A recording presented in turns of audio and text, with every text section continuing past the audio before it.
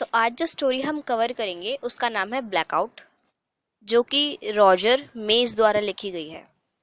ये कहानी हमें रेशियल डिस्क्रिमिनेशन के बारे में बताती है कि कैसे हमारे समाज में रंग को लेकर भी भेदभाव होता है। तो चलिए ज़्यादा देर ना करते हुए हम अपनी कहानी पर आते हैं। तो हमारी कहानी शुरू होती है एक लड़की से। ये लड़की का नाम तो नहीं बताया गया है, पर ये एक यंग अमेरिकन वुमेन है। अब ये एक यंग अमेरिकन विमेन है, तो जाहिर सी बात है कि इसकी स्किन का जो कलर है वो फेयर है, इसकी त्वचा का रंग गोरा है। और ये लड़की एक बस स्टॉप पर खड़ी हुई है बस के इंतज़ार में, और हमें थोड़ी डरी हुई सी, थोड़ी नर्वस दिखाई दे रही है। अब ये नर्वस क्यों है हम ये जान लेते हैं।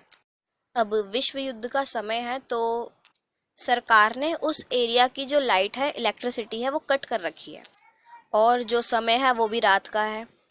तो सड़क पर काफ़ी अंधेरा है, तो उसको कुछ ठीक से दिख नहीं रहा है, इसलिए वो घबराई हुई है।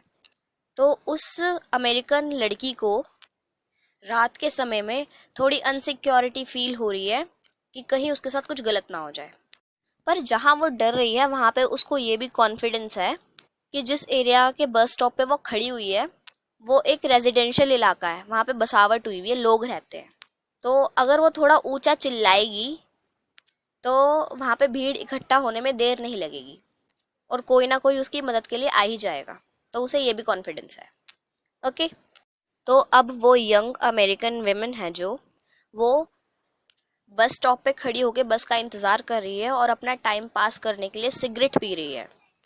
अब उसे खड़े खड़े कुछ देर हो जाती है। अब वो अपनी नज़र इधर उधर दौड़ाती है, तो उसे दूर से ही एक व्यक्ति आता हुआ दिखता है।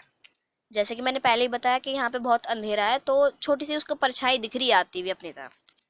अब वो व्यक्ति जैसे जैसे पास आता है तो हमें ये पता लगता है कि वो व्यक्ति एक वेस्ट इंडियन मैन है। अब इस वेस्ट इंडियन मैन का जो कॉम्प्लेक्शन है वो थोड़ा डार्क है। पहले तो वो लड़की नोटिस नहीं करती है उसको, पर जैसे ही वो इंसान उस बस स्टॉप पे आके खड़ा होता है वो देखती है कि इस इंसान की स्किन का कलर तो ब्लैक है, और वो लड़की अनकंफर्टेबल हो जाती है कि ये मेरे पास आके क्यों खड़ा हो गया। तो वो जो वेस्ट इंडियन मैन है, अब वो देखता है कि जो लड़की है वो सिगरेट पी रही है, तो वो भी अपनी जेब से अपनी सिगार निकाल लेता है। बट अनफॉर्चुनेटली उस व्यक्ति के पास कुछ ऐसी लाइटर जैसी चीज़ नहीं होती जिससे कि वो उसको जला पाए। तो वो लड़की से पूछता है कि क्या उसके पास माचिस है।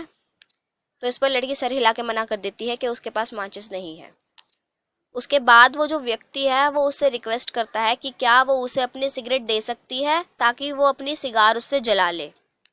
इस पर लड़की कुछ सोचती है और फिर अपनी सिगरेट उसको दे देती है। अब वो व्यक्ति लड़की की सिगरेट लेकर अपनी सिगार उससे जलाता है, और सिगार जलाने के बाद वो वापस उस लड़की को उसकी सिगरेट दे देता है। अब लड़की क्या करती है, वो उससे 2 कदम पीछे हटती है, उसके हाथ को बिना छुए सिगरेट पकड़ती है और नीचे ज़मीन पर डाल देती है। अब यहाँ पर उस लड़की का सिगरेट फेंकना ये इंडिकेट करता है कि उस महिला को उस व्यक्ति से इसलिए घृणा आ रही है क्योंकि उसकी त्वचा का रंग काला है, और इसी कारण वो उसकी छुई हुई सिगरेट भी फेंक देती है। अब ये सब कुछ देखने के बाद उस व्यक्ति को ये परखने में ज़रा सी भी देर नहीं लगती कि ये महिला उसके रंग से चिढ़ रही है। अब वो व्यक्ति एक स्टेटमेंट देता है और उस महिला को कहता है कि ये मेरा देश है, यहाँ पर रंग को लेकर भेदभाव नहीं होता है। यहाँ पर चाहे महिला हो या पुरुष, सभी को इंसान माना जाता है, सभी बराबर हैं। इसकी स्टेटमेंट पूरे होते ही वहाँ पर एक बस आ जाती है, और वो महिला उस व्यक्ति को जवाब नहीं देती और चुपचाप बस में चली जाती है। उस महिला के वहाँ से जाने के बाद उस व्यक्ति को बहुत ही प्राउड फील होता है। उस व्यक्ति का मन उत्साह से भर जाता है कि आज उसने गलत को गलत कहने की हिम्मत जुटाई। इसके बाद वो व्यक्ति वो सिगरेट जो कि उस लड़की ने ज़मीन पर फेंक दी थी वो उठा के स्मोक करने लगता है, और ये सीन उस व्यक्ति की जीत को इंडिकेट करता है। और इसी के साथ हमारी ये कहानी यहीं ख़त्म होती है।